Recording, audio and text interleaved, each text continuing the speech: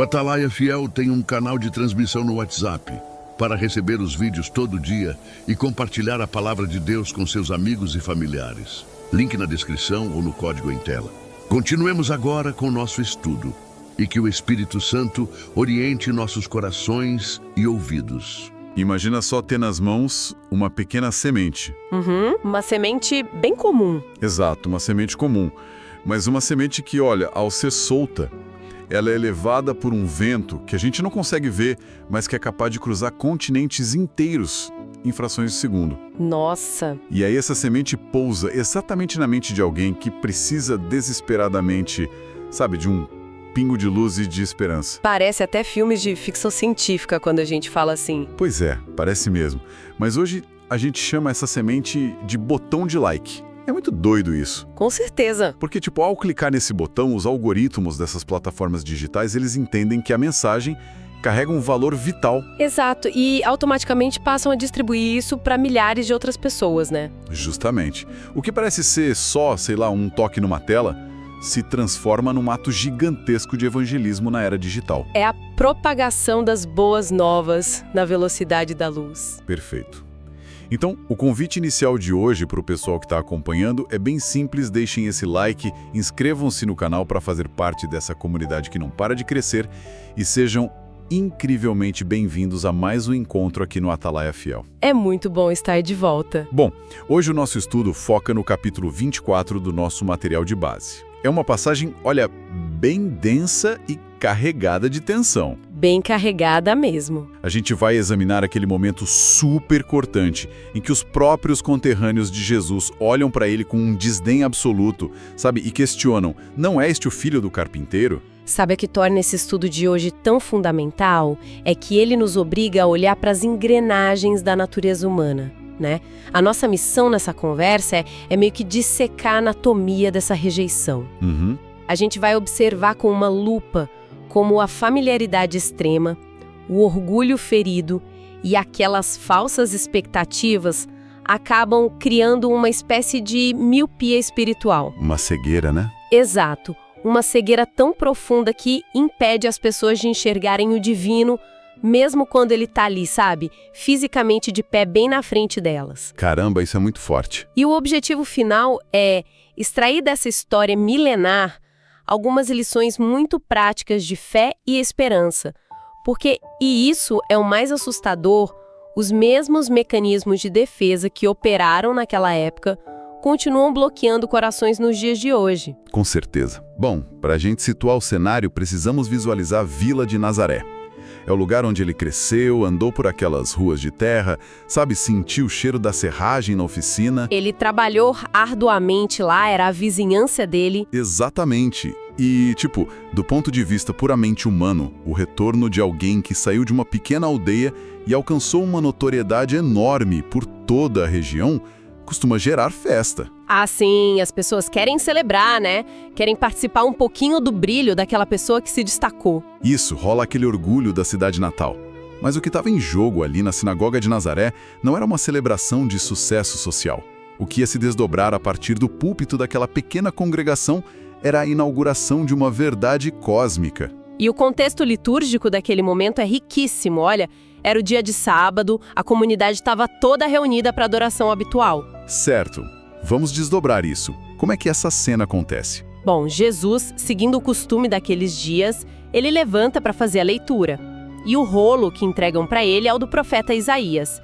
E nossa, a escolha do trecho não é obra do acaso. É de propósito? Totalmente, é uma declaração de identidade com precisão milimétrica.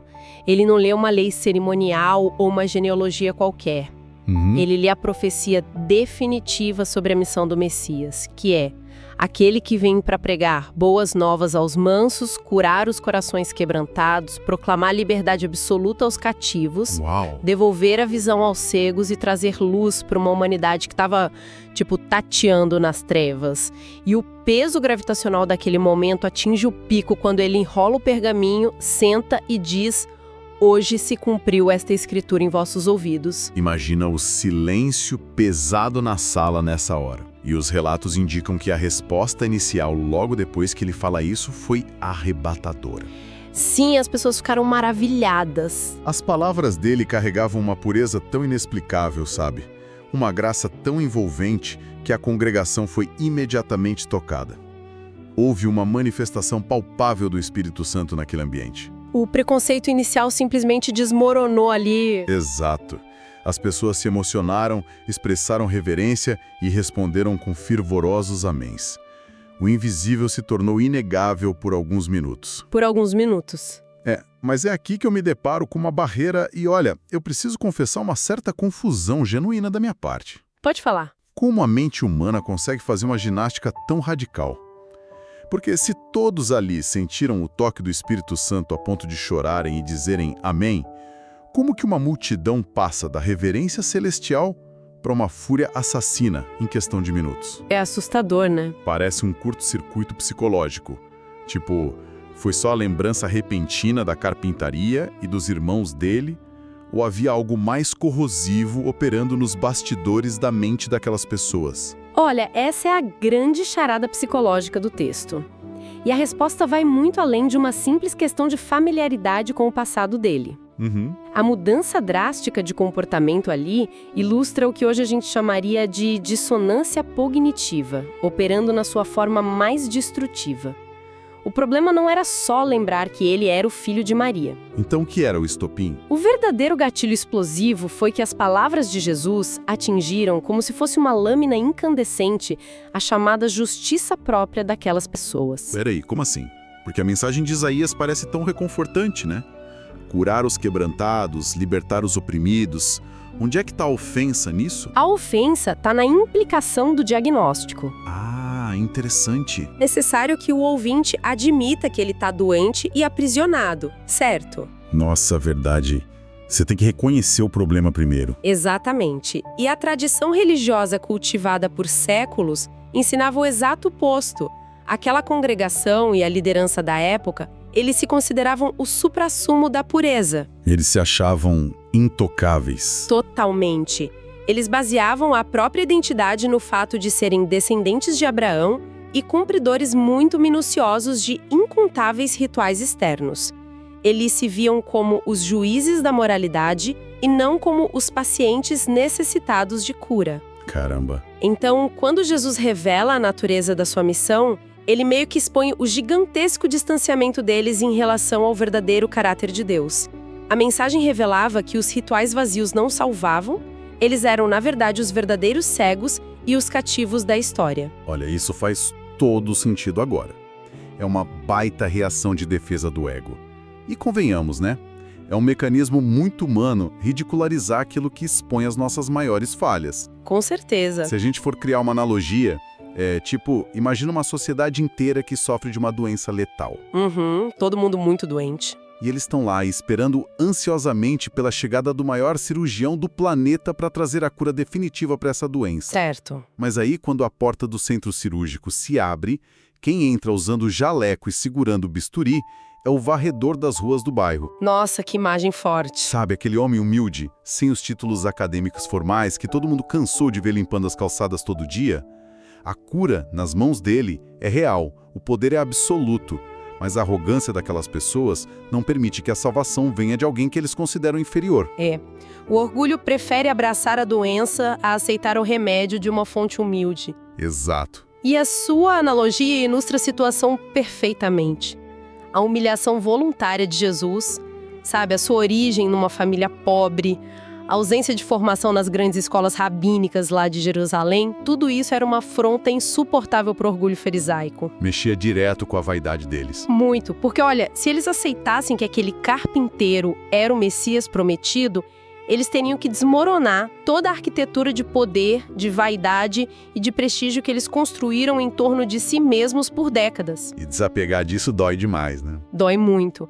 A natureza humana detesta admitir falência, especialmente a falência moral e espiritual. Aqui é que a coisa fica realmente interessante, porque isso nos leva a outro ponto histórico fascinante.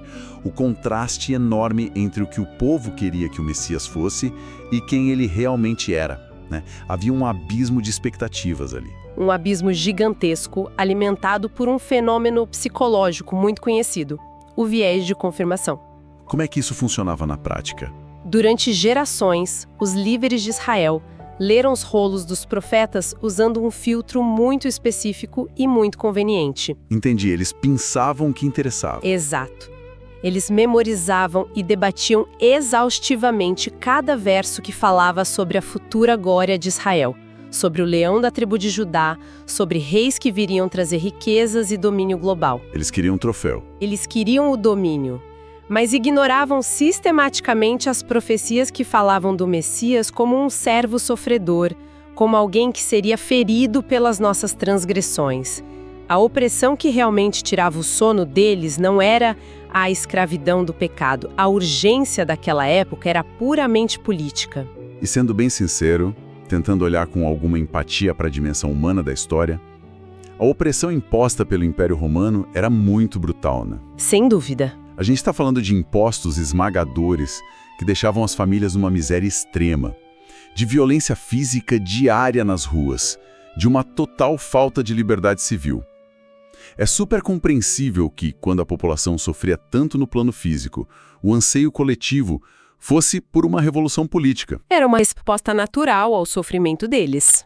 Eles sonhavam com um herói militar, montado num cavalo branco, pronto para expulsar as legiões de César e restaurar o reino terreno de Davi com força bruta. Historicamente, isso é compreensível, sim. Mas espiritualmente foi fatal. Fatal. Porque, ao priorizarem um alívio político temporário, eles estavam rejeitando a única fonte de cura eterna. A sede por poder material deixou eles completamente surdos para os sussurros da eternidade, sabe? Faz sentido. Quando eles se depararam com um mestre que pregava sobre mansidão, sobre perdoar 70 vezes 7, sobre oferecer a outra face, o choque foi intolerável para o ego deles. E as consequências dessa miopia foram de uma gravidade monumental. Nossa. O evento ali na sinagoga de Nazaré não foi apenas um desentendimento de paróquia, sabe? Foi o começo do fim. O começo do fim da própria nação de Israel. Sim, da nação inteira. Porque a mesma arrogância e incredulidade que germinaram ali nos bancos de Nazaré se espalharam como uma epidemia no coração do povo. Contaminou todo mundo. Contaminou. Esse padrão de rejeição logo dominou o sinédrio, os sumos sacerdotes e as multidões lá em Jerusalém. Eles preferiram manter as suas ambições mundanas intactas e os seus corações mergulhados na justiça própria. E a gente sabe no que isso resultou, né? Culminou, anos mais tarde, na cruz do Calvário. Exatamente. E poucas décadas depois, isso resultou na destruição catastrófica de Jerusalém e na dispersão de todo o povo pelo Império. Uma tragédia nacional de proporções épicas que teve uma de suas principais sementes plantadas exatamente ali, naquela crise de orgulho diante de uma leitura bíblica. Nossa, a rapidez com que a situação sai de controle naquela sinagoga é um negócio assustador. Eles vão de uma profunda admiração, onde ouviam a voz de Deus, por uma turba violenta tentando empurrar Jesus de um precipício. É o extremo da cegueira, né? Sim. A violência, muitas vezes, é o último refúgio de um argumento destruído. Mas o que me deixa realmente pensativo, sabe, é o desfecho dessa visita. Porque os registros apontam que, devido à intensa incredulidade, o Salvador não pode operar muitos milagres na cidade de Nazaré. É um detalhe muito triste da narrativa. Esse é o tipo de detalhe que faz a mente travar. Pensa bem, o Criador do universo, a fonte inesgotável de toda a vida e saúde, caminha pelas ruas da sua vizinhança. O poder infinito ali, do lado deles. Sim. O poder para curar absolutamente qualquer enfermidade ou restaurar famílias despedaçadas está a poucos metros de distância. Mas os milagres não acontecem, porque a fonte secou. Porque a porta da mente dele estava trancada por dentro. Exatamente. E isso traz uma reflexão da qual não dá para escapar quantos milagres, quantas transformações grandiosas são perdidas todos os dias na humanidade atual, simplesmente porque preconceitos, rigidez mental e dúvidas crônicas trancam essas mesmas portas por dentro. Essa constatação aponta para a mais profunda tragédia do livre-arbítrio, sabe? A operação do poder divino no coração humano requer um espaço aberto, uma disposição para receber. Deus não invade a nossa mente. Deus não arromba portas. O amor, por sua própria natureza, exige o respeito pela escolha. Se a mente humana se fecha em copas, agarrada às suas próprias convicções errôneas, a graça recua. É de partir o coração. É sim. E a partida de Jesus de Nazaré é descrita com uma relutância muito melancólica. Ele deixa as ruas onde brincou na infância e nunca mais retorna. Nunca mais. As janelas da oportunidade divina se abrem com uma compaixão constante, mas elas se fecham quando encontram uma parede inquebrável de soberba. É o custo terrível de querer que Deus caiba dentro de uma caixa construída pelos desejos humanos. Então, o que tudo isso significa para nós? Porque, para amarrarmos todos esses fios que são bem complexos, a narrativa é bem clara, rolou uma transição vertiginosa da reverência sincera para a rejeição homicida. O gatilho. Expectativas terrenas frustradas e um ego ferido que se recusou a aceitar que precisava desesperadamente de arrependimento. Eles exigiam um libertador político que validasse as tradições deles, e encontraram o Rei do Universo que veio expor as suas feridas e curar os seus pecados. E para que a história de Nazaré não fique confinada só ao passado como um mero registro histórico, é essencial a gente voltar o olhar para a aplicação devocional dessa passagem para nós hoje. Sim, trazer isso para o nosso dia a dia. Exato. Trata-se de uma meditação profunda sobre fé e esperança no agora. Porque a natureza humana moderna frequentemente comete o mesmíssimo erro de Nazaré, sabia? A gente repete o ciclo. Repete demais. A gente busca a presença de Deus nas demonstrações espetaculares de triunfo, nas vitórias financeiras absolutas ou em eventos muito grandiosos que validem o nosso sucesso terreno. Queremos espetáculo, né? E esquece-se de que o cuidado divino, o amor na sua forma mais essencial, costuma se manifestar na simplicidade. Na humildade de um amanhecer, na calma de uma oração respondida com sabedoria e não com barulho. A esperança mora em aceitar que os caminhos divinos transcendem a lógica do orgulho humano. Quer dizer que a nossa lição de casa é desaprender a buscar o espetáculo e reaprender a observar a simplicidade, deixando que as nossas defesas caiam por terra, né? Exatamente isso. E o encorajamento vital aqui é saber que a nossa história não precisa terminar com rejeição hoje. Ainda dá tempo. Sempre dá. Quando a armadura do orgulho é deposta, quando as falsas expectativas mundanas são abandonadas de verdade, abre-se espaço para a verdadeira transformação de caráter. É um esvaziamento para poder ser cheio, né? É. A fé que confia, mesmo quando a resposta divina contraria os nossos pequenos planos pessoais, é a chave que libera a operação contínua de milagres diários. Quando os corações se abrem para aceitar a correção amorosa da palavra, a cura genuína finalmente acontece. Nossa, que perspectiva necessária para o nosso tempo. É o chamado para permitir que a verdade faça a cirurgia necessária no nosso ego. Uma cirurgia que salva vidas. Com certeza. Bom, se este estudo falou aos corações, lembremos que ele é apenas uma pequena parte de uma jornada maior. Uma jornada incrível que a gente tem por aqui.